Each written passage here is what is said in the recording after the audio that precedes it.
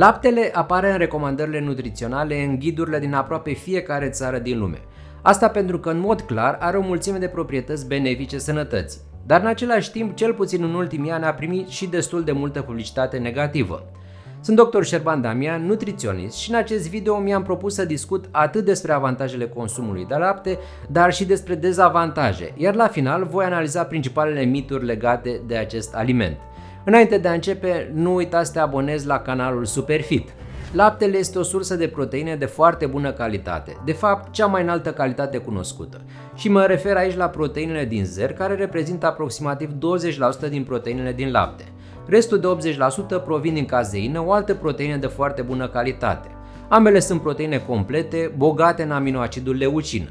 Proteinele sunt extrem de importante pentru refacere după efort și adaptare la antrenament, precum și pentru sănătate la modul general. Laptele și alte produse lactate au un conținut mare de calciu, care este esențial pentru oase sănătoase. Laptele este indicat în special copiilor și tinerilor, ale căror oase se dezvoltă și necesită mai mult calciu decât adulții. Un aport suficient de calciu poate contribui la reducerea osteoporozei, o afecțiune care este frecventă pe măsură ce oamenii îmbătrânesc, în mod particular la femei.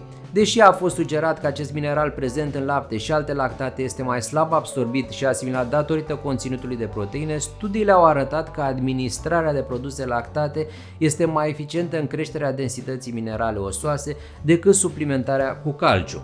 Laptele conține de asemenea vitamine esențiale pentru sănătate, cum ar fi vitamina A.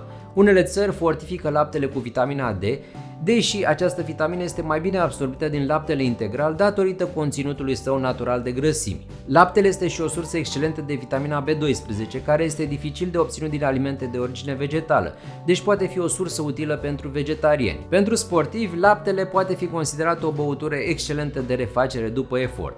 Pe lângă faptul că conține proteine de înaltă calitate, el conține și carbohidrați, respectiv lactoza, care este zaharul din lapte. Acest carbohidrat este un dizaharid format din glucoză și galactoză. Această combinație de zaharuri s-a dovedit a fi eficientă pentru refacerea glicogenului stocat în ficat, ceea ce este deosebit de important pentru refacerea după antrenamente, mai ales cele scurte și intense. Laptele conține de asemenea electroliți și s-a dovedit a fi foarte eficient în procesul de rehidratare după efort, în unele cazuri chiar mai bun decât băuturile sportive din comerț.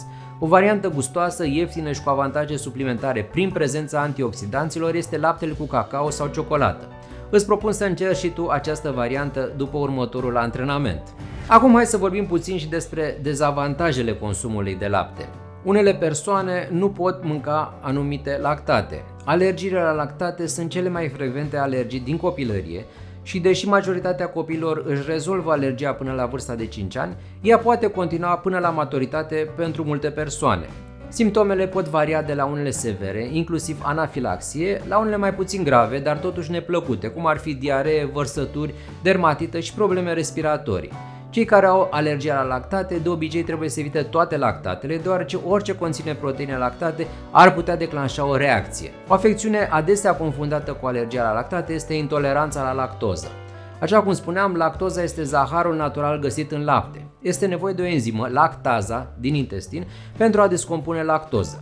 Deși oamenii se nasc cu această enzimă, cantitatea se reduce la niveluri foarte scăzute după copilărie. Până la 60-70% din populația lumii prezintă simptome gastrointestinale neplăcute atunci când mănâncă mai mult de o anumită cantitate de lactoză. Anumite grupuri etnice au răspunsuri mai bune la lactoză datorită unor mutații genetice ce au legătură cu creșterea bovinilor și consumul de lactate în trecutul lor îndepărtat. Pentru cei cu intoleranță la lactoză, doar cantități relativ mici de lapte, în jur de 250 de ml, pot fi consumate fără simptome sau chiar mai puțin de la caz la caz. Aceste persoane pot recurge la lactate fără lactoză. La final să vorbim și despre miturile din jurul consumului de lapte. Laptele face parte din dieta umană de 8-10.000 de ani și în acest timp s-au dezvoltat mai multe mituri, în special în ultima perioadă. Mitul laptelui pro-inflamator. Laptele este adesea declarat a fi un aliment pro-inflamator, provocând creșterea ale marcorilor inflamatori și inflamației în întregul corp.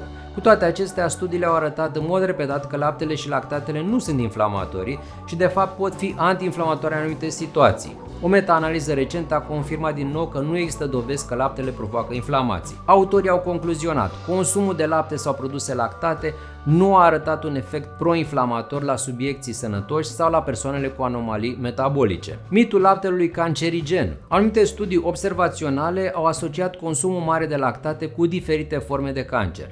Totuși, aceste studii arată doar că există o relație, însă nu au putut demonstra că lactatele provoacă cancerul. Studiile se contrazic, unele sugerând un efect protector al produselor lactate, iar altele nu au arătat nicio relație. La final vreau să rețineți că laptele este o sursă excelentă de substanțe nutritive, atât pentru sănătate cât și pentru performanța sportivă, pe care cei mai mulți oameni îl pot consuma în siguranță. Sper că ți-au fost de folos aceste informații. Nu uita să te abonezi la canalul Superfit și să ne urmărești!